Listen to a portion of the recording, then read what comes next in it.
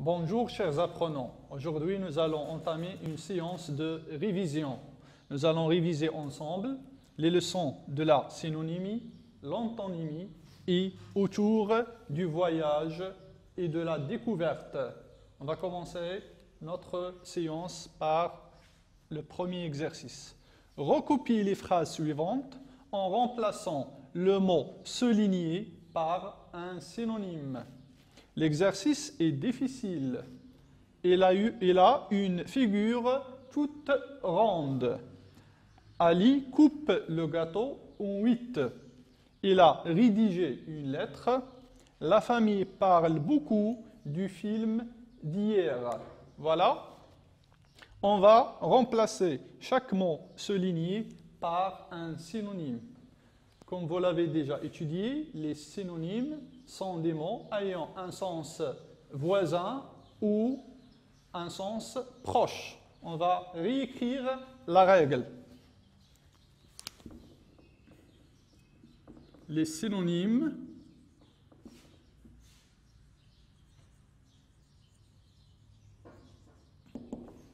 sont des mots qui ont, mots d'abord,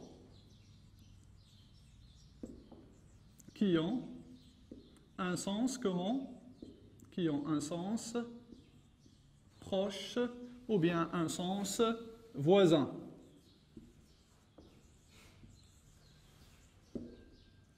Voilà. On commence par la première phrase. L'exercice est difficile. L'exercice est difficile. Remplacez l'adjectif difficile par un autre mot qui dit la même chose. On peut dire que l'exercice est compliqué. D'accord? L'exercice est compliqué. Voilà.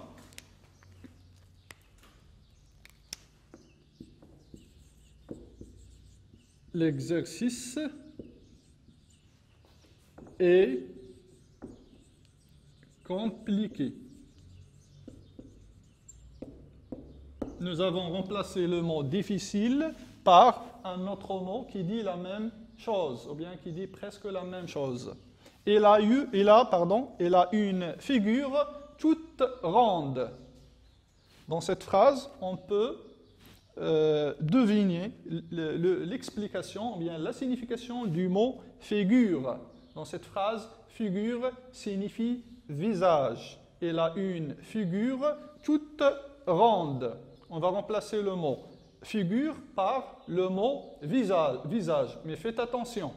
Ici, le mot figure est un nom féminin, alors que le mot visage est un nom masculin. On va faire par la suite quelques transformations.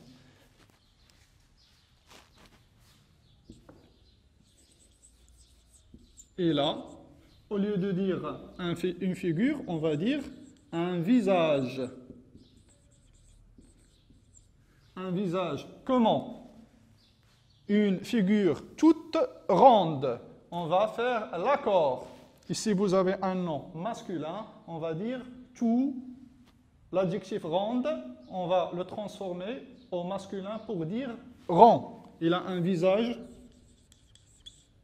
tout rond. Pardon. Voilà. Après, Ali coupe le gâteau en 8. Ali coupe un gâteau en 8. On peut remplacer le verbe couper par un autre verbe qui dit la même chose. Par exemple, on peut dire que Ali partage le gâteau en 8. Ali partage le gâteau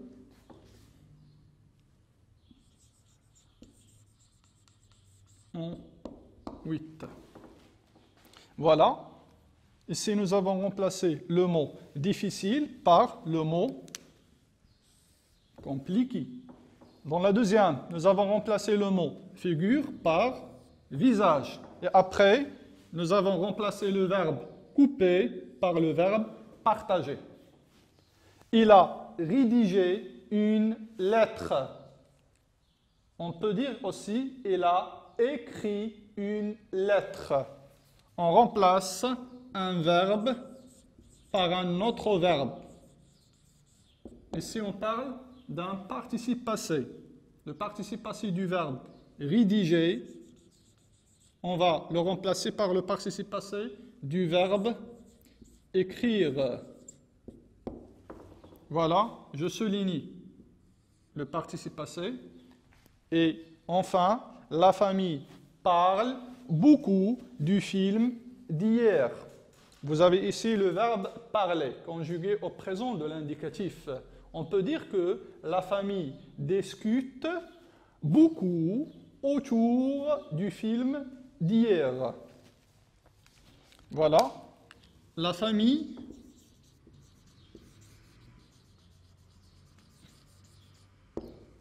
discute beaucoup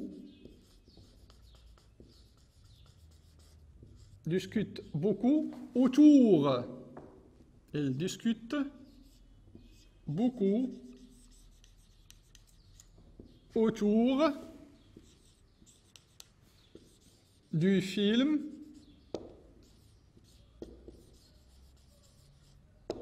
d'hier.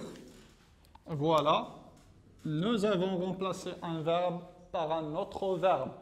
Vous pouvez, on doit également dire que les synonymes appartiennent à la même classe grammaticale.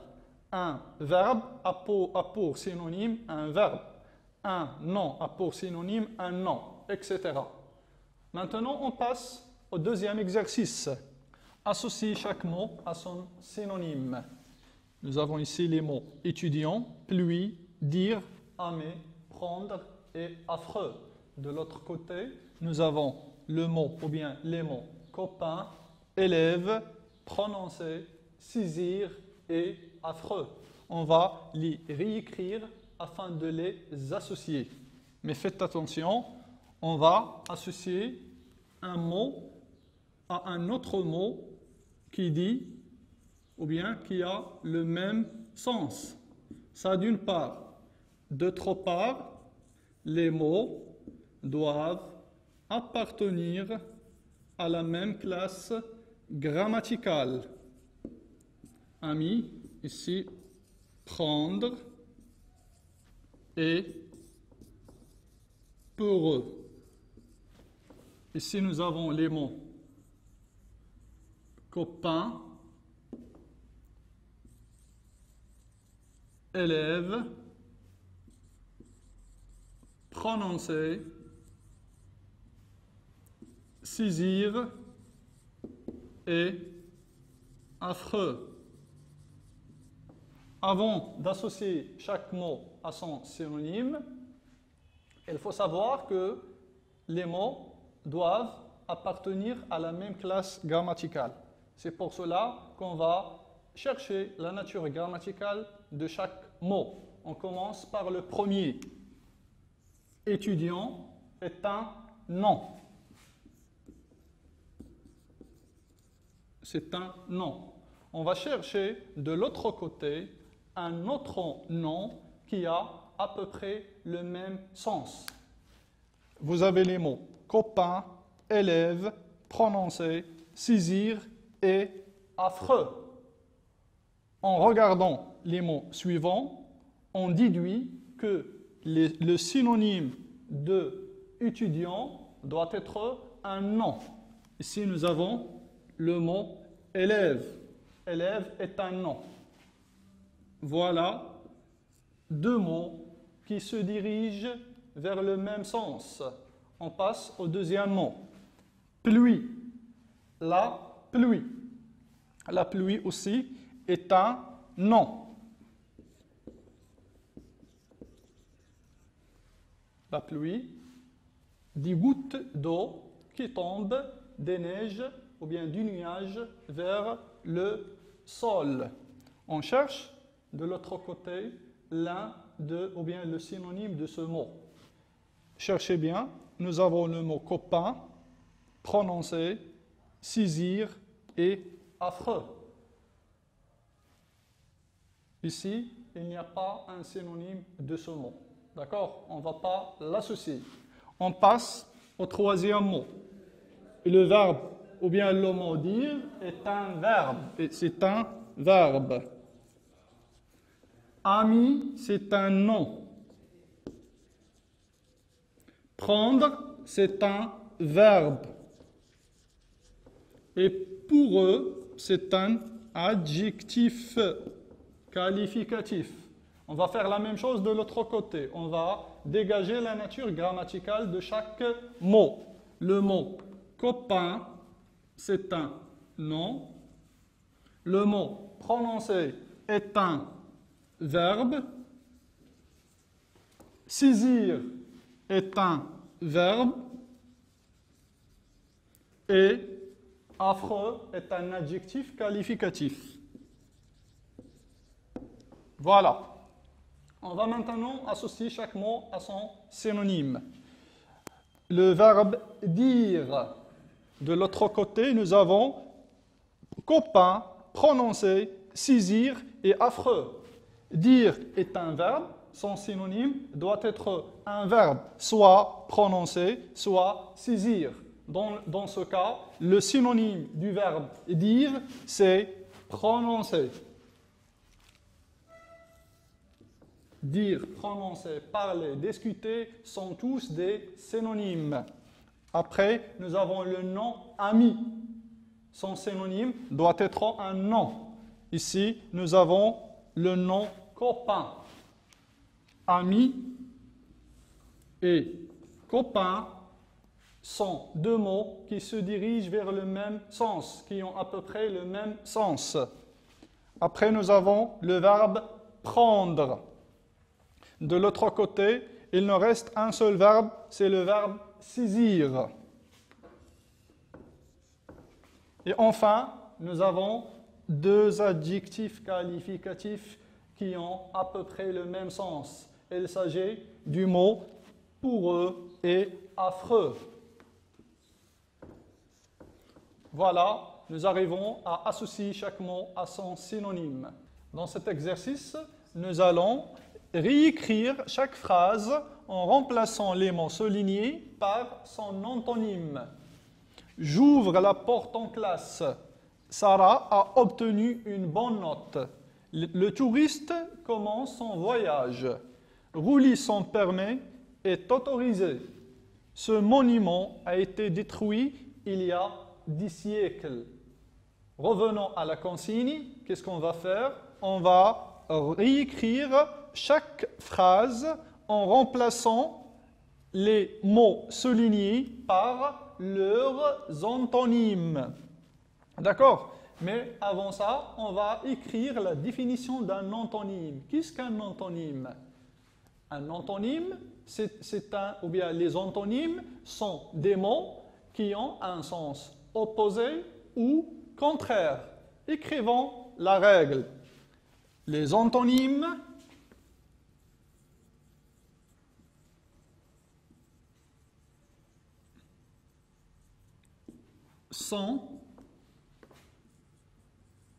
sont des mots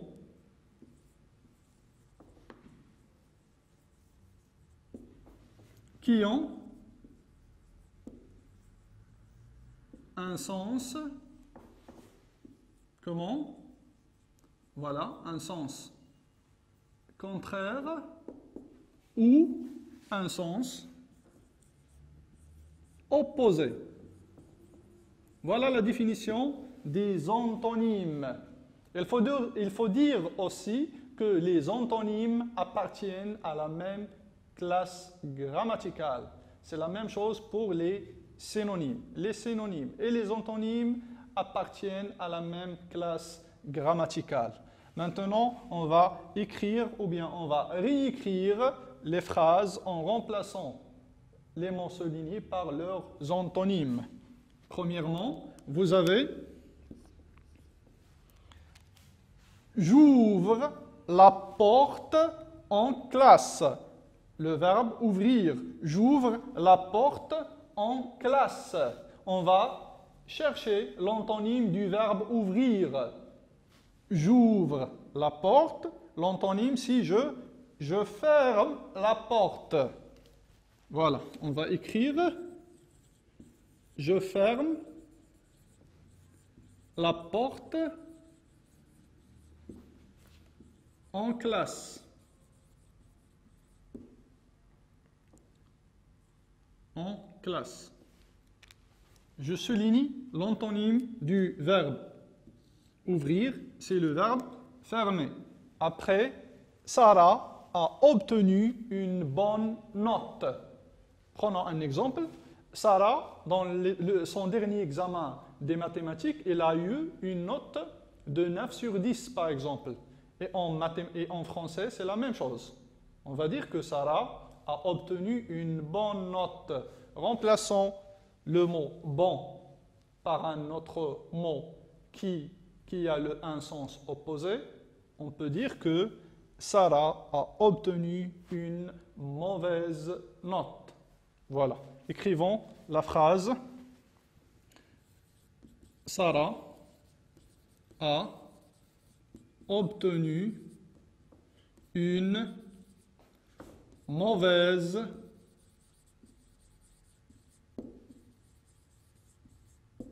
note. Je souligne l'antonyme de bon, c'est mauvaise. Après, lisons la troisième phrase. Le touriste commence son voyage. Le touriste commence. Commence dans cette phrase, c'est le verbe. D'accord? Le touriste, c'est le groupe nominal sujet. C'est un ensemble de mots. D'accord? C'est un groupe nominal sujet formé d'un déterminant plus un nom. Vous avez commence, le verbe, et vous avez le groupe verbal. Changeons le mot commence, le verbe commencer, par son antonyme. Qu'est-ce qu'on peut dire? Pour un exemple, on peut dire que le touriste finit son voyage. Il a fini son travail. Il ne va pas commencer son travail. Le touriste, on va remplacer le verbe commencer par le verbe finir. Il a fini son voyage. Je souligne le verbe. Après, rouler ou bien conduire sans permis est autorisé. Est-ce que vraiment rouler sans permis est autorisé? Bien sûr que non. On ne peut jamais rouler ou bien conduire sans permis. C'est pour cela on va dire que rouler sans permis est interdit. Il est interdit de rouler sans permission ou bien sans permis. Rouler sans permis et comment? Est-ce qu'il est autorisé? Non, bien sûr que non, il est interdit. Voilà. Nous avons remplacé autorisé par souligné. Et enfin, vous avez ce monument a été détruit il y a 10 siècles. Ce monument n'existe plus. Il a été détruit. Le contraire ici, regardez bien.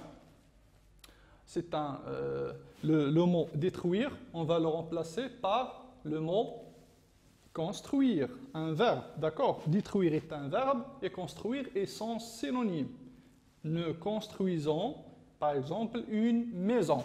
On va dire que ce monument a été construit il y a 10 siècles. Ce monument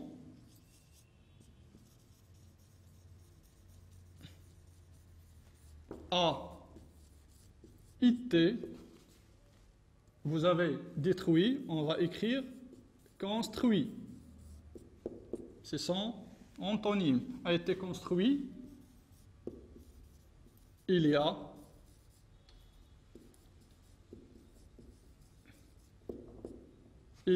des siècles. Voilà. Nous avons réécrit chaque phrase en remplaçant les mots soulignés par leurs antonymes. Dans cet exercice, on va réécrire ces mots en supprimant les préfixes pour trouver leur contraire. Vous avez déjà vu qu'on peut former des antonymes à partir des préfixes. Et qu'est-ce que ça veut dire un préfixe? Un préfixe, c'est un élément qui se trouve avant le radical. On va écrire cette information ici. Le préfixe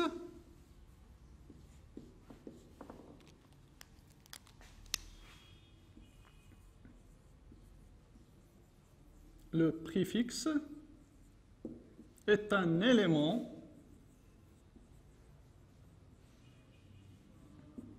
qui se place, bien qui se trouve, qui précède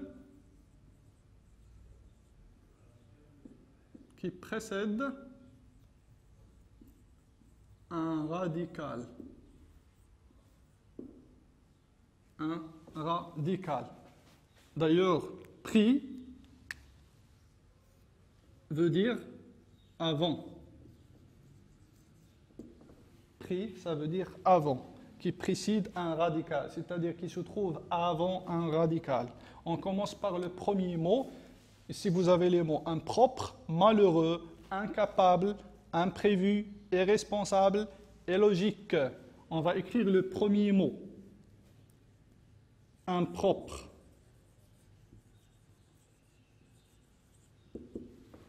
Voilà. On va supprimer le préfixe dans ce mot pour trouver son antonyme. Le préfixe dans ce mot, c'est l'élément IM. D'accord? C'est ça le préfixe. On va le supprimer. L'antonyme du mot impropre, quelque chose qui est impropre, qui est sale, son antonyme, c'est quelque chose qui est propre. Voilà, ce sont deux adjectifs. Après, vous avez le mot malheureux.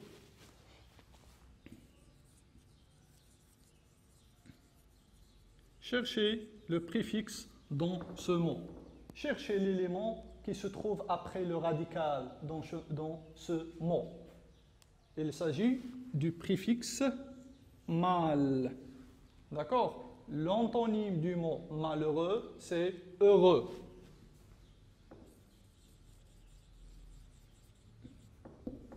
Après, vous avez l'adjectif incapable. Incapable.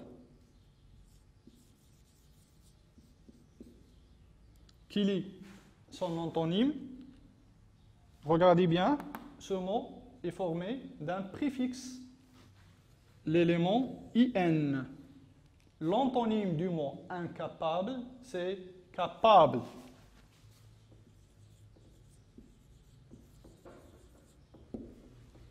Après, vous avez le mot imprévu, quelque chose qui est imprévu.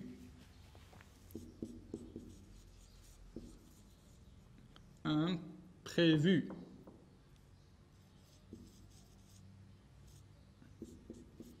Quel est le synonyme, quel est l'antonyme du mot imprévu? Le synonyme, c'est prévu.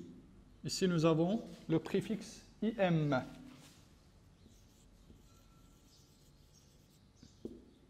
Prévu. Vous avez encore irresponsable.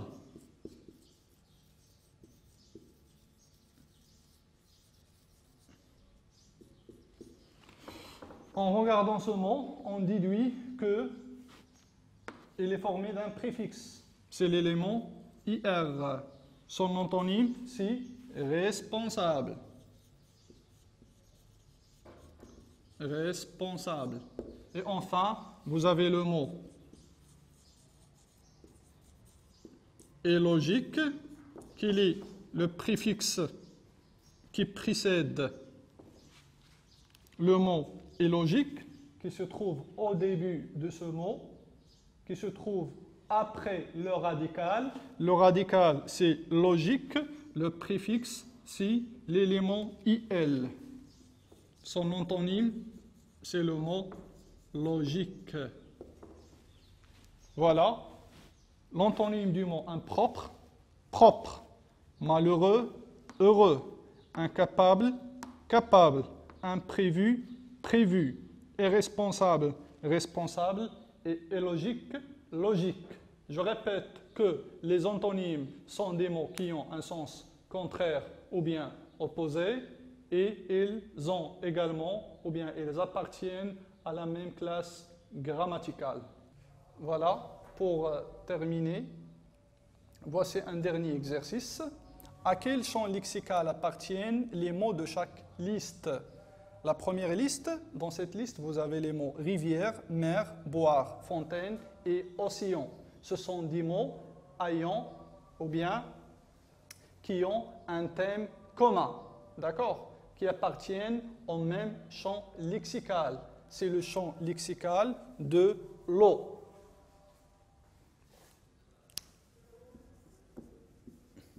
Pour la première liste, ce sont, ou bien ils sont des mots qui appartiennent au champ lexical de l'eau. Dans la deuxième liste, vous avez les mots escalade, sommet, neige, grimpe, mont. Vous pouvez chercher l'explication de chaque mot dans le dictionnaire et vous allez déduire que cette liste appartient au champ lexical de la montagne. De la montagne. C'est-à-dire, pour décrire une montagne, on peut se servir de ces mots. Et finalement, vous avez les mots tour, expédition, promenade, excursion, aventure, sont des mots que vous pouvez utiliser en racontant un voyage. C'est le champ lexical du voyage. Voilà le champ lexical de l'eau, après la montagne et enfin le voyage. Notre séance est terminée. Restez chez vous, faites les exercices proposés, faites d'autres révisions et à la prochaine.